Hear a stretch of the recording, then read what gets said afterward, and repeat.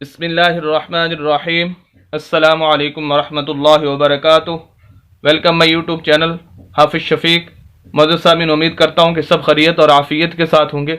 الحمدللہ تختی نمبر 11 اس کا پارٹ 31 31واں سبق آپ حضرات کے سامنے پڑھنے جا رہے ہیں، جس کے اندر ہم زبر زیر پیش، دو زبر دو زیر دو پیش، کھڑی زبر کھڑی زیر الٹا پیش، حروف مدہ اور لین، وقف کرنے کا طریقہ، ساکن حروف، القلا اور یہ تمام چیزیں انشاءاللہ ڈسکس کریں گے، کیونکہ ہمارا مقصد چند الفاظ پڑھنا ہی نہیں ہوتے، بلکہ ان الفاظ سے نکلنے والے اصول و ضوابط اور تجویدی قوانین آپ حضرات کے سامنے رکھنا ہوتے ہیں، تاکہ آپ ان اصول و ضوابط اور تجویدی قوانین کو مد نظر رکھتے ہوئے بقیہ قرآن کی صحیح طریقے سے تلاوت کر سکیں، اور تلاوت کرتے ہوئے انہی اصول و ضوابط کو آپ اپلائی کر کے قرآن کو صحیح طریقے سے اور صحیح تجوید کے ساتھ پڑھ سکیں۔ آئیے آج کا سبق شروع کرتے ہیں۔ اعوذ باللہ من الشیطان الرجیم، بسم اللہ الرحمن الرحیم۔ میم زبر صاد مص، فا پیش ووفو مصفو، فا زبر فا مصفوفا، تا دو زیر تن مصفوفتن۔ ایک اصول اس کے اندر یہ دیکھیں یہ ہے کہ یہ صاد ساکن ہے، اور ساکن حروف خود بخود نہیں پڑھا جاتا، اس کو ہیلپ کی ضرورت ہوتی ہے پچھلے لفظ کی، اس وجہ سے میم کو ہم صاد کے ساتھ ملائیں گے۔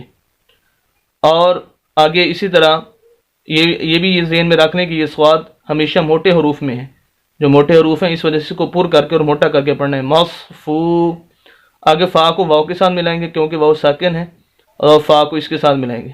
دوسری بات اس کے اندر یہ ہے کہ یہ واو مدہ ہے، ویسے تو حروف مدہ 3 ہیں، الف مدہ، واو مدہ اور یا مدہ۔ واو مدہ کی علامت اور نشانی یہ ہے کہ ایسی واو ساکن جس کے پچھلے لفظ کے اوپر پیش آ جائے، ایسی واو ساکن، یہ دیکھیں یہ ساکن ہونے کی علامت یہ ہے، یہ واو ساکن ہے، ایسی واو ساکن جس کے پچھلے لفظ کے اوپر پیش آ جائے، جیسے یہاں پر ہے، اسے واو مدہ کہتے ہیں۔ اور الف مدہ یہاں پر اگلے لفظ کے اندر آ رہا ہے، وہاں انشاءاللہ بتائیں گے۔ اور تیسرا ہوتا ہے یا مدہ۔ تو بہرحال یا مدہ بھی انشاءاللہ آئے گا تو بتا دیا جائے گا۔ اگر آپ اس کی پوری ڈیٹیل دیکھنا چاہتے ہیں تو چینل پر جا کر آپ الف مدہ، واو مدہ اور یا مدہ کی ڈیٹیل پوری اس کے اندر ویڈیو جو ہے وہ موجود ہے، اس کو دیکھ سکتے ہیں۔ تو یہ واو مدہ کی یہاں پر نشانی یہی ہے کہ ایسی واو ساکن جس کے پچھلے لفظ کے اوپر پیش ہو اسے واو مدہ کہتے ہیں، اور لمبا کر کے اس کو پڑھنا ہوتا ہے۔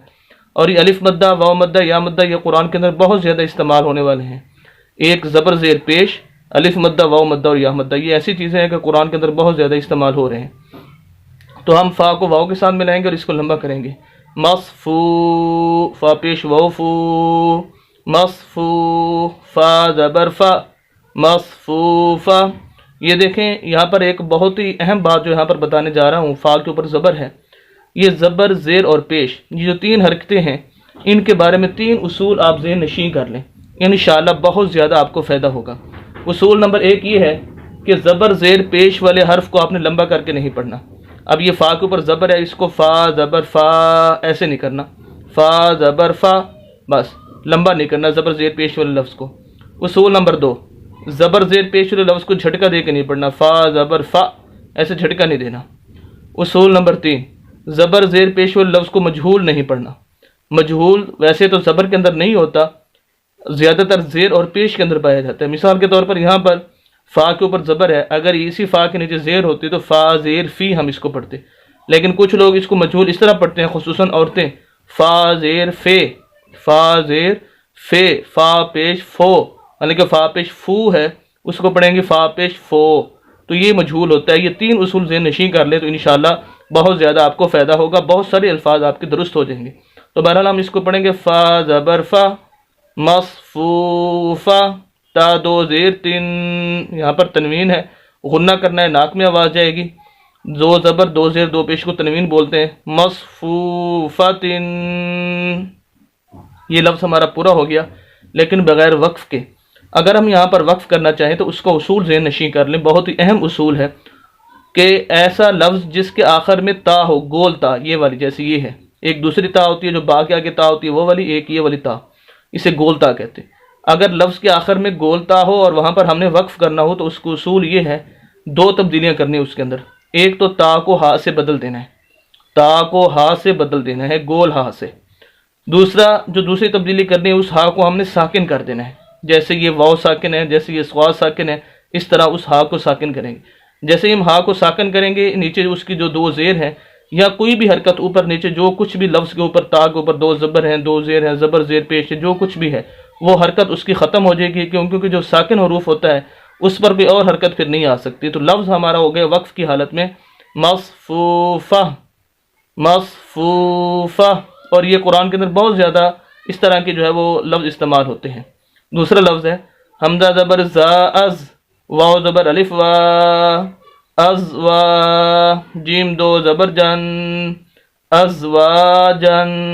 ایک تو بات وہی ہے کہ حمزہ کو ہم زا کے ساتھ ملیں گے، اس کو الف نہیں پڑھیں گے، حمزہ پڑھیں گے۔ الف وہ ہوتا ہے جو حرکت سے خالی ہو، زبر زیر پیش کچھ بھی نہ ہو، جس پر زبر زیر پیش آ جائے، کوئی حرکت آ جائے تو حمزہ بن جاتا ہے۔ حمزہ کو ہم زا کے ساتھ ملائیں گے کیونکہ زا ساکن ہے۔ واو کے آگے الف ہے اور یہ الف مدہ ہے، جیسے میں نے بتایا تھا، ادھر واو مدہ ہے اور یہ الف مدہ ہے۔ ایسا الف جس کے پچھلے لفظ کے اوپر زبر آ جائے اس کو الف مدہ بولتے ہیں، اور اس کو بھی لمبا کرنا ہوتا ہے، اس وجہ سے ہم اس کو پڑھیں گے ازوا، جیم دو زبر جان، یہاں بھی غنہ کریں گے، تنوین ہے، دو زبر دو زیر دو پیش کو تنوین بولتے ہیں اور غنہ ہوتا ہے، اس پر غنہ کریں گے ازواجن۔ لیکن یہاں پر اگر وقف کرنا چاہیں تو وقف کی حالت میں ہم اس کی ایک زبر پڑھیں گے، یہی اصول ہے، ذہن نشین کر لیں کہ دو زبر آگے الف آ جائے تو وقف کی حالت میں ایک زبر اور الف پڑھا جائے گا۔ اب ہمارا یہ لفظ ہوگا ازواجا، ازوا، واو کے آگے الف ہے لمبا کریں گے، ازواجا۔ یہ تھے چند اصول و ضوابط، دو لفظ پڑھے ہیں کیونکہ ٹائم بھی کافی ہو جاتا ہے۔ امید کرتا ہوں کہ بخوبی ان کو سمجھ چکے ہوں گے۔ مزید اسلامی ویڈیوز کے لیے اور قرآن کو صحیح تجوید کے ساتھ پڑھنے کے لیے ہمارے یوٹیوب چینل حافظ شفیع کو ضرور سبسکرائب کیجیے، صدقہ جاریہ سمجھ کر شیئر بھی کیجیے۔ ملتے ہیں نیکسٹ ویڈیو کے اندر کل انشاءاللہ، اجازت دیں، اللہ حافظ۔